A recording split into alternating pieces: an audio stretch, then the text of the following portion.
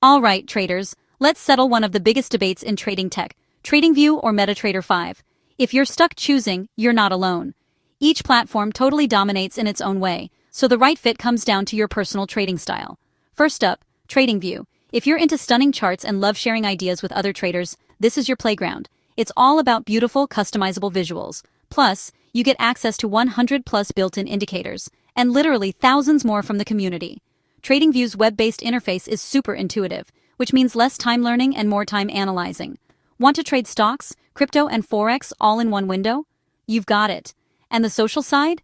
It's unmatched. Trade ideas, scripts, and strategies are all just a click away. The catch for the pro features, you're looking at a monthly fee. Now let's talk MT5, the industry workhorse. If speed and automation are your thing, MT5 is built for you. It's the king of order execution, with direct broker integration for lightning-fast fills. Automated trading? That's where MetaTrader 5 shines, thanks to robust support for expert advisors and advanced backtesting. Plus, most brokers offer it for free. The downside? The interface is a bit old school, and there's a steeper learning curve. So which one is best for you? If you're a chart artist who loves analysis, community, and clean charts, TradingView is your go-to.